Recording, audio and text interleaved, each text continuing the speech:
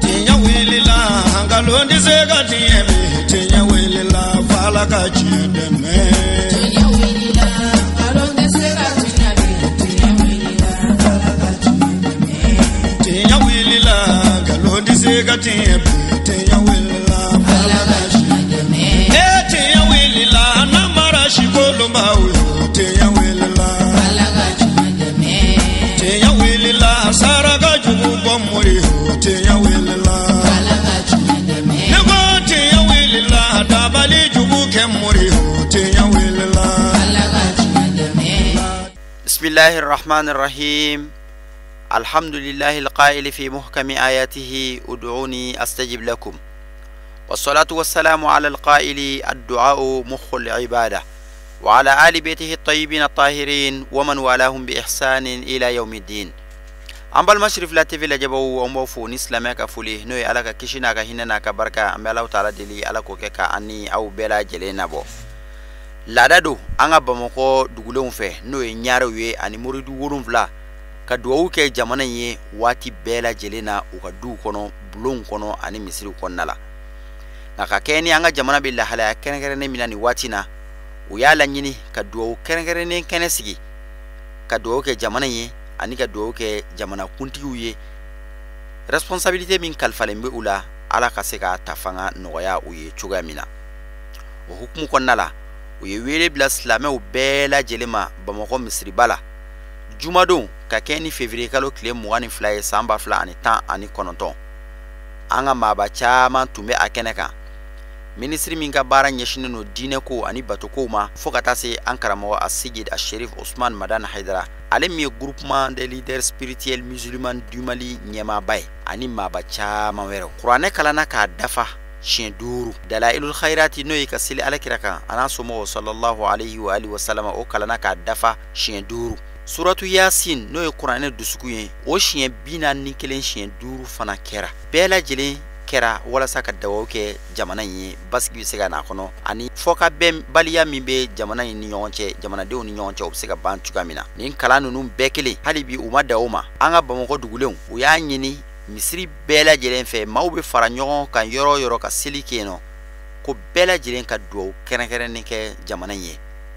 yo chido anga chakoroba da no El Hadj Fodi Cissé nali Mali almami u ka tonya moy ale o chidasi islami jama amma hokko ambe ala fu ka barkada chibanyuma ka salaka ni fora so akuntigi pe ka ko an kala se anye chifo bela jele kasa kaila fokidal ni be muslima ke jumaye wo ni jumate wo arna yero koli na be chenchem ba kono ka sala kono ni muslim to bala pe ka duwa ke jamana e ambe ba do jamana be la alamina apilente masiba anye chila seka koro ko kana bla bi nyogonye fanala ala barkala kan anka ka ko nyona be ka duwa ke haran talen ko be aka na mi ko to da ene de an talen ko be amala sai ka taso tuguni an kala wele sabali ko ud'uni astajib lakum an ka wele na ya wele be ma banjabi an ko ne chila kamni o ya fanya wakati minna ko kana bla sisana hal bi an ba ka insha Allah alaka jamana ya alaka kusma jamana ya alaka zambe salama jamana kum be nyefe alaka nyeta alako jidi jamana ya alaka kishi halbi alaka kishi alaka an kan do nyona zugun furu mi man nyonche ya rabbi ya malaka ba an kan tege di nyoma ka ke kelenye Allah subhanahu wa ta'ala nyina fe ko wa ta'awanu ala albirri wat taqwa wa la ta'awanu ala al-ithmi wal udwan wattaqullaha inna Allaha shadidul iqab an kan nyonde me herasraka ni herasrali an kan nyonde me ala sranyeka ngana nyonde me boneka ngana nyonde jumuka kuma ko bunun be shaytan ko do na dro a'udhu billahi minash shaitanir rajim an katibna ga dowe na la sona insha Allah jibran be san korta na la sona malaka ke fala aketo ba ka salli ala Muhammad ko fe ankramo El Hadj Ishaq Traoré ni ale Mali Islamé ton folo no ami pio o nyema bay ale kumana Mali Islamé ton bela jelen tola ambe ala tanu ka barka da alai ka ufo al-Islamé ka folila oye assalamu alaikum wa rahmatullah wa barakatuh Islamé ya foli kambe damna ni kishide ala k'an kisi min dalen n b'o kan o ye ala ka hinɛ ye ala ka hinɛ an na min dalen b'o kan o ye ala ka barika ye ala ka barika don an ka jamana na a ka kan kuma daminɛ an ka dugulenw fo surakaso 2 ani ɲaare ka barika da u ye an bɛ kɛnɛ min kan olu ka kɛnɛ welelen don a welela bi juma don juma ye don barikama ye yan ye bamakɔ misiriba ye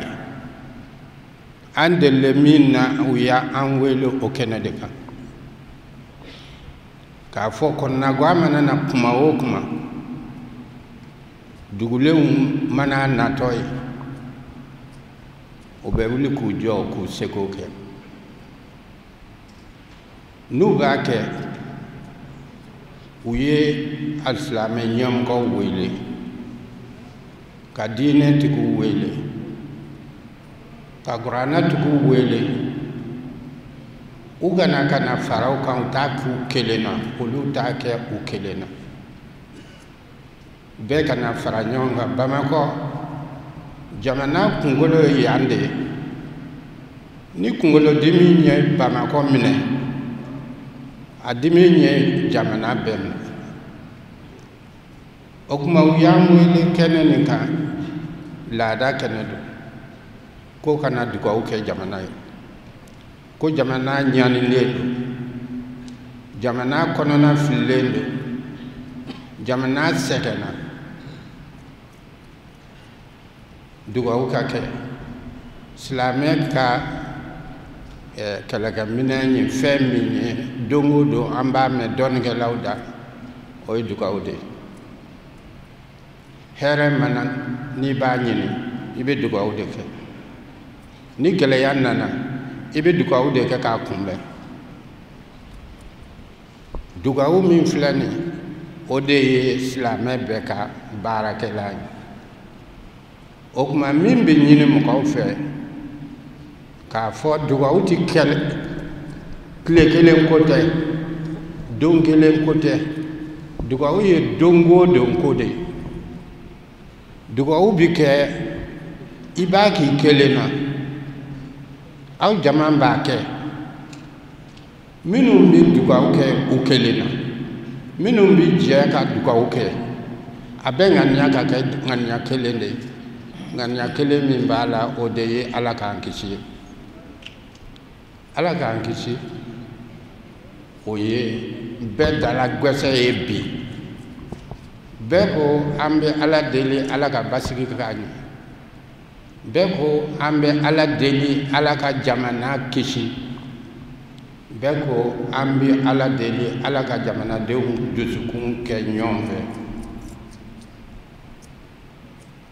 fɛn o fɛn n'a bɛ kɛ diinɛ baara la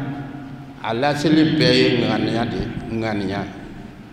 innamal a'malu binniya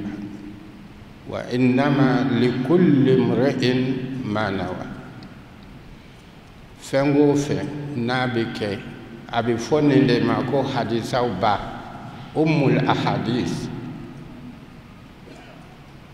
n'i bɛ fɛn o fɛn kɛ a bɛ daminɛ ŋaniya de la alabato tɛ kɛ ni ŋaniya tɛ fɛn o fɛn n'i b'a bɛɛ kɛ a bɛɛ bɛ kɛ ni ŋaniya o kuma ni ŋaniyaw ka ɲi an b'a ɲini bɛɛ fɛ bɛɛ k'i ni ŋaniya kalasi nin ye foroba kɛnɛ ye yɛrɛ kɛnɛ bɛ yen yɛrɛ kɛnɛ de i yɛrɛ ni kelen ani ala aw bɛ ɲɔgɔn fɛ wagati minnu na i ka so kɔnɔ i ka zawiya kɔnɔ i ka misiri kɔnɔ o y'o kɛnɛ ye i b'o kɛ i yɛrɛ ni ala cɛ o kuma na an ka mɔgɔba minnu bɛ nin kɛnɛ in ka ɲɛ nin kɛnɛ minnu bɛ deli ka sigi dugulenw fɛ fantanw ni faamaw b'a la fɛntigiw b'a la mɔgɔ sugu bɛɛ b'a la n'an ka jamana an b'a fɔ min na catégorie sociale bɛɛ bɛ na bɛɛ bɛ jɛ ka ŋaniya kelen ka dugawu kɛ ka ala wele o kuma na n'u ye ka an wele a kɛnɛ kan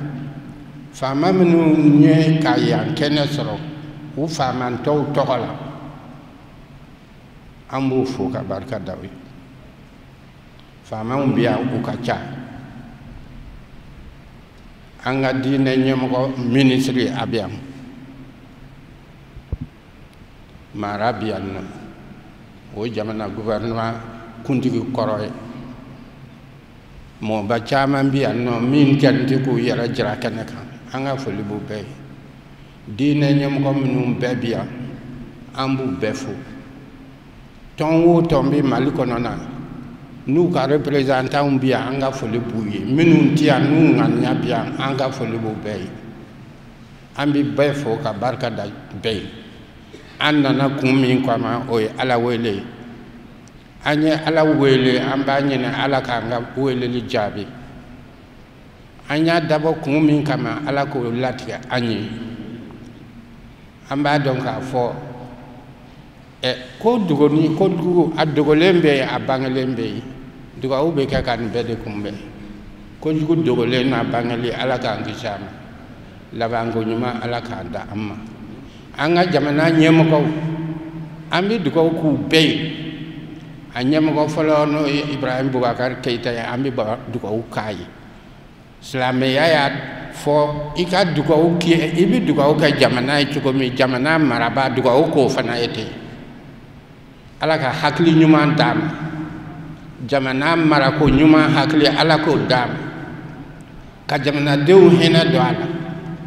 k'u makari don a la o bɛɛ ye dugawu dɔ ye dugawu minnu ka kan ka kɛ Ala y'i mara kalifa mɔgɔ min ma dugawu k'a ye dugawu k'a ye na hɛrɛ min b'a bolo ka na e b'a sɔrɔ dugawu k'a ye bɔnɛ Ala k'a n'a kisi a ma bɔnɛ Ala ka jamana kisi a ma Ala k'an labanw ɲɛ Ala k'an hinɛ don ɲɔgɔn na Ala k'an makari don ɲɔgɔn na nin kun ye ne ka kuma ye n bɛ yafa ɲini an ka karamɔgɔbaw fɛ an ka diinɛ ɲɛmɔgɔbaw fɛ ni fili bɔra a la a ka yafa n ma n b'a ɲini Ala fana fɛ Ala k'an ka dugawu minɛ wassalamu alaikum warahmatullah. Kuranɛ minnu kalanna Dalailul Khairati ni suratu Yasin minnu kalanna o duwawu sɔrɔla ka kalan an karamɔgɔ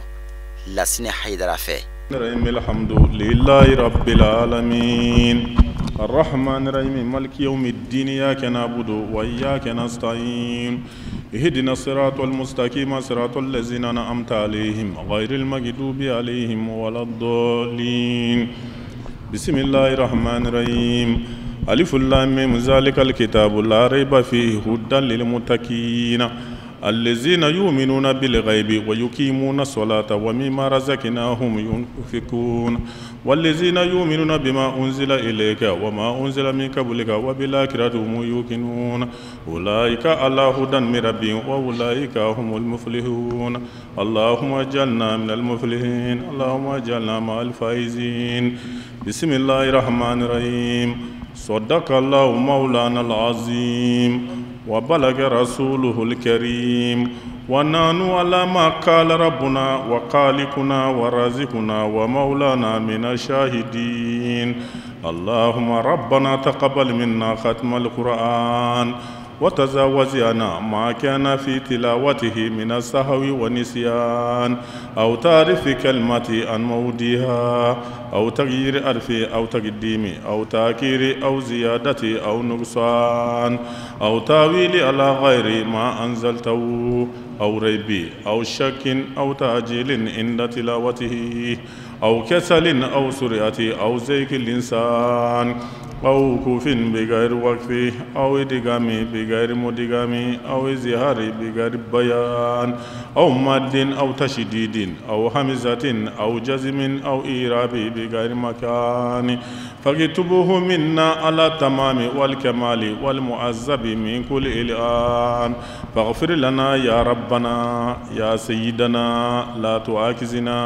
يا مولانا ارزقنا فضل من كراه مهديا حقه مع الأعداء والقلب والإنسان وهب لنا به الخير والسعادة والبشارة والأمان ولا تكتم لنا بالشر وشكاوة والضلالة والطغيان ونبينا قبل المنايا عن نوم الغفلة والكسلان وآمنا من عذاب القبر ومن سؤال المنكر والنكير ومن أكيل الديدان وبيد وجوهنا يوم البعث واتك ركابنا من النيران ويمن كتابنا ويسر إسابنا وسكل ميزاننا بالحسنات وثبت أقدامنا على الصراط واسكنا في وسط الجنان ورزقنا جوار سيدنا محمد عليه الصلاة والسلام وأكرمنا بلقائك يا ديان استجيبوا دعانا بأك التوراة والإنجيل والزبور والفرقان آتنا جميع ما سألناك به في السر والإعلان وزدنا من فضلك الواسع بجودك وكرمك يا رحيم يا رحمن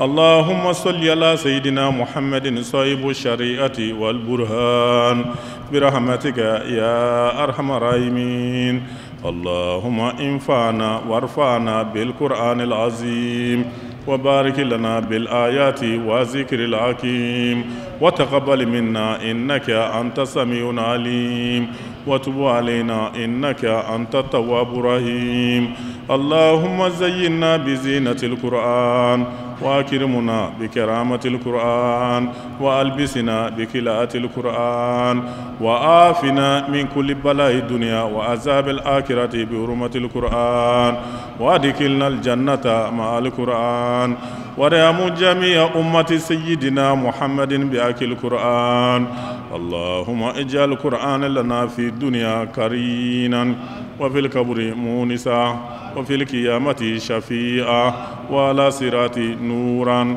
وإلى الجنة رفيقا وبيننا وبين النار سترا وإجابا وإلى الخيرات كلها دليلا وإماما بفضلك وجودك وكرمك يا أكرم الأكرمين اللهم اهدنا بهداية القرآن وآفنا بعناية القرآن ونجنا من النيران بكرامة القرآن وادخلنا الجنة بشفاعة القرآن وارفع درجاتنا بفضيلة القرآن وكفر عنا سيئاتنا بتلاوة القرآن يا ذا الفضل والإحسان اللهم ارزقنا بكل حرف من القرآن حلاوة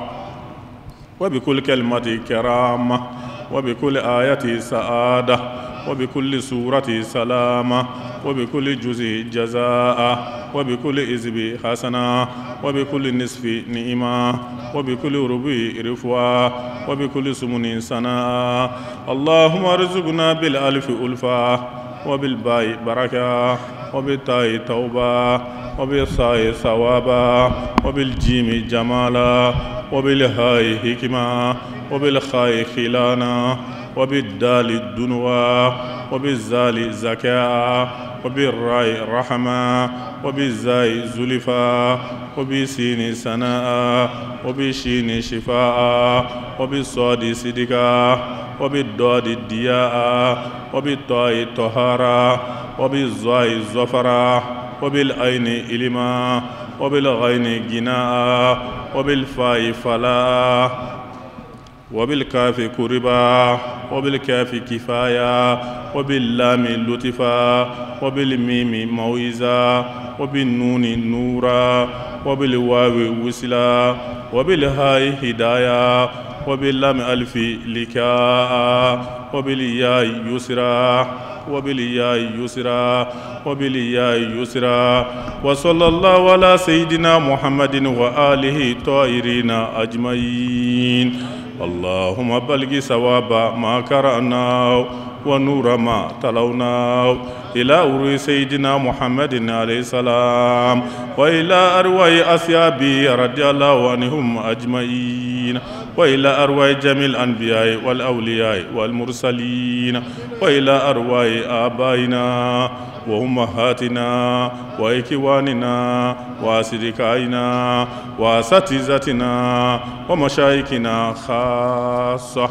وإلى أرواح جميع المؤمنين والمؤمنات والمسلمين والمسلمات الأحياء منهم والأموات أجمعين آمة وإلى جميع أسباب الخيرات من المؤمنين والمؤمنات. اللهم انصرنا وانصر من نصر الدين. اللهم انصرنا وانصر من نصر الدين. اللهم انصرنا وانصر من نصر الدين ولا تخذلنا وخذل من خذل المسلمين آمين يا رب العالمين. ولا تخذلنا وخذل من خذل المسلمين آمين يا رب العالمين. ولا تخذلنا وخذل من خذل المسلمين آمين يا رب العالمين برحمتك يا أرحم الراحمين. سبحان ربك رب العزة عما يصفون وسلام على المرسلين والحمد لله رب العالمين. أنكرم والسيد محمد شولا بيا هيدا على فنا تمكنك على يرفنا دعو تجو أنا شريف كيا دعو لا من جندك فإن جندكم الغالبون واجعلنا من حزبك فإن حزبكم المفلحون واجعلنا من أوليائك فإن أوليائك لا خوف عليهم ولا هم يحزنون. اللهم فارج الهم كاشف الغم مجيب دعوة المضطرين رحمن الدنيا والآخرة ورحمهما. أنت ترحمنا فرحمنا برحمة يغنينا عن رحمة من سواك. سبحان ربك رب العزة ما يصفون والسلام على المرسلين والحمد لله رب العالمين. bara nunu bela jelen kunchele anga maba munu tumekeneka Asseyid Ashirif Ousmane Madane Haidara groupement des leaders spirituels musulmans du Mali tola ani a Cheikh Mohamed Makiba Mali Islamic demsanu ka ton tola uye ukan na ku nyefo anyi anga kuma galamanna ya je sababu ye Bamako dugule minumbia no ye Touré ni nyarewe uya nyini ka fo be feka Qur'an kalambake bi juma donya na juma misiri ba kono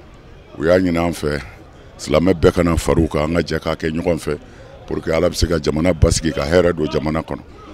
foranye an fana nana faruka anye dugaw nunke amba nyina ala fedi ala ka min kera ala ka amne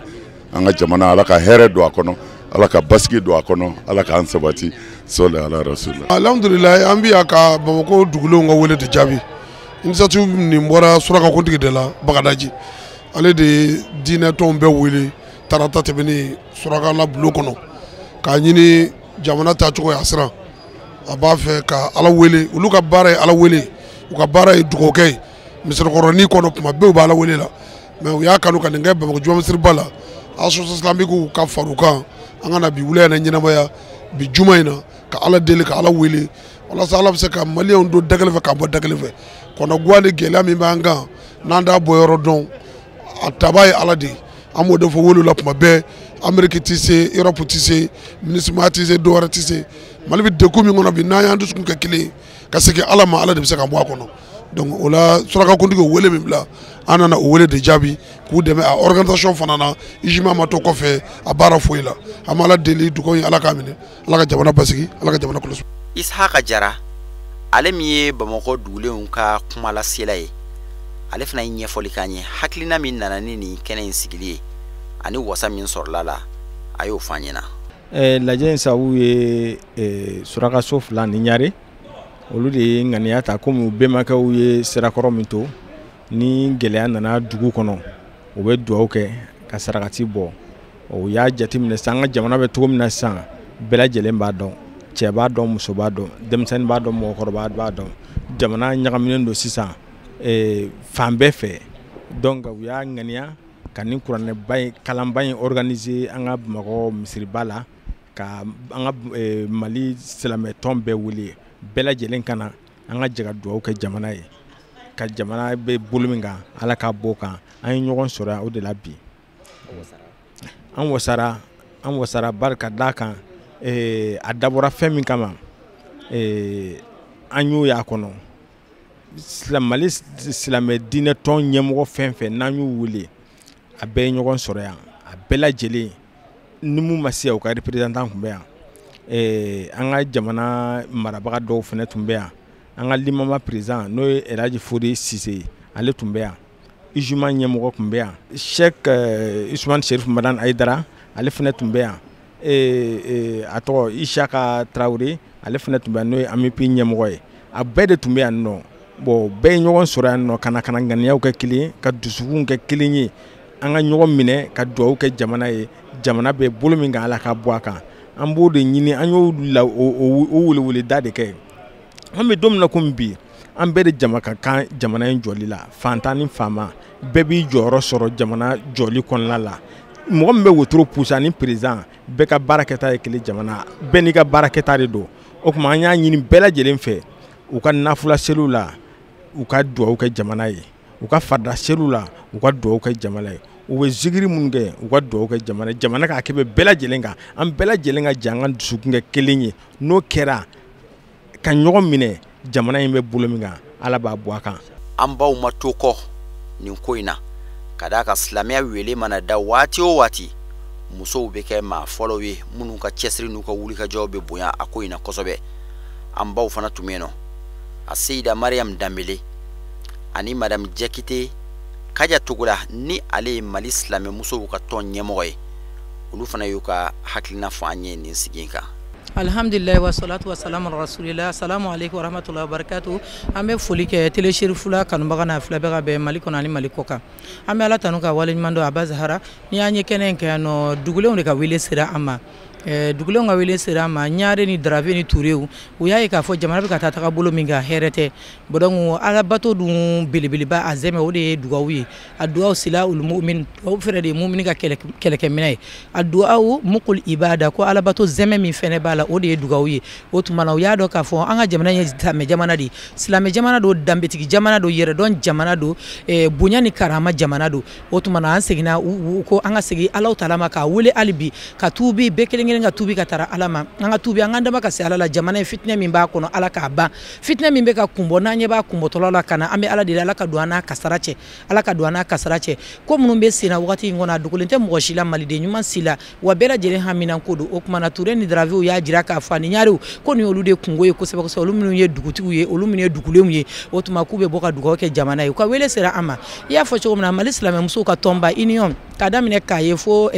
Kidali o tɔnba in n'o ye INFM ye ne bɛ yan o de hukumu kɔnɔna la ne ye INFM bureau ba mɔgɔ ye o tuma n'an ka président an n'an ka bureau mɔgɔ bɛɛ lajɛlen bɔra ka wele ka jaabi tuma min na ni Turew y'an wele k'an kana kana dugawu kɛ an bɔra k'u jaabi INFM bɔra Mali silamɛmusow bɛɛ bɔra tuma min na ni Ɲare ni Daravew y'an wele an bɛɛ lajɛlen bɔra parce que ni ko in nɔgɔyara o de da ka di an musow la n'a gɛlɛyara mɔgɔ si t'a ɲagama ta ni an musow tɛ donc kɛnɛ in kan an nisɔndiyara an ka ɲɛmɔgɔw tun bɛ yan an b'a fɔ an ka alimamiba yɛrɛ la n'o ye kɔkɛ k'ale ye k'a fɔ k'a waleɲuman dɔn o kɔfɛ an ka ɲɛmɔgɔw tun bɛ yan fɛnɛ mashallah Sherifu Usumani Madani Hayidara a tun bɛ kɛnɛ in kɛ yan nɔ a n'a ka ŋaniya ɲuman a n'a ka cɛsiri faso in jɔliko la an b'a fo k'Alahu Taala deli Ala k'a n'a dɛmɛ o cogo kelen fɛnɛ an ka ɲɛmɔgɔ fɛnɛ tun bɛ n'o ye an ka AMIP ɲɛmɔgɔ ye Alhaji Isiyaka Tarawele inshallah. Alhamdulillah rabbil alamin an bɛ barika da Ala ye surakakuntigi ani jamanatigilakaw olu de ka wele sera an ma k'u bɛ fɛ ko na dugawu kɛ jamana ye k'u b'a kanu k'an ka ye a kɛnɛ kan an fana y'a fɔ an ka bureau mɔgɔw ye a n'an ka tɔndenw alhamdulillah an wasara bari an nana dugawu de kama tiɲɛni na a kɛra dugawu ye kuranɛ jiginna u y'a fɔ cogo min na siɲɛ 5 dalayiru kalanna siɲɛ 5 yasin 41 siɲɛ 5 fana kalanna ka tila ka sarakalaw kalan ka dugawu kɛ a to an kɔni ye jɔnw de ye an bɛ Ala deli a minɛbaga ye Ala ye an bɛ Ala deli a ka minɛ jamana nin ma bari jamana mago b'a la kosɛbɛ bɛn ni kelenya ni sabati n'o ɲɛnabɔra jamana kɔnɔ dɔrɔn an musow bɛ lafiya nka n'o ma ɲɛnabɔ jamana kɔnɔ a dɔnniba ye an musow de ta ye dɛ cɛ kɔni de bɛ sa a la nka olu bɛ taa ka denw to musow de bolo dɛ donc a ko ka gɛlɛn n'a ɲɛna a ka di anw de o de y'a to n'a fɔra tuma o tuma ko a ye na an ka taa dugawu kɛ jamana ye n'o kɔni fɔra anw musow ye k'an to fɛn o fɛn an b'o bila ka taa o yɔrɔ o kɛnɛ kan o de y'an sababu ya bi wula in na. An bɛ Alahu Taala deli dugawu minnu bɔra ka kɛ Ala wele minnu bɔra ka kɛ Ala kofɔ minnu bɔra ka kɛ ani Ala jɔn ɲuman minnu farala ɲɔgɔn kan Ala ka soba in kɔnɔ n'o ye Bamakɔ Juma misiriba ye ka ni Ala weleba in kɛ an bɛ Alahu Taala deli Ala ka nin kɛ basigi ye ka nin kɛ bɔda ye jamana in ye ka basigi don an ka jamana in kɔnɔ k'an ka jamana in bila hɛrɛ sira kan jamana in ɲɛmɔgɔw fana an bɛ Alahu Taala deli Ala ka hakili ɲuman di an n'u ma jamana in ta fanga Ala k'a nɔgɔya an ni u bɛɛ lajɛlen wassalamu alaikum wa rahmatullahi ta'ala wa barakatuhu.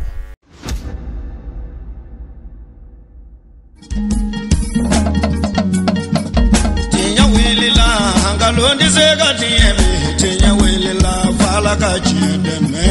tiɲɛ wele la ngalon di se ka tiɲɛ mi tiɲɛ wele la fala ka tiɲɛ dɛmɛ. tiɲɛ wele la ngalon di se ka tiɲɛ mi tiɲɛ wele la fala ka tiɲɛ dɛmɛ. tiɲɛ wele la namara si kolonba o ye tiɲɛ wele la fala ka tiɲɛ dɛmɛ. tiɲɛ wele la saraka jugu bɔ mori o tiɲɛ wele la. dabali jugu kɛ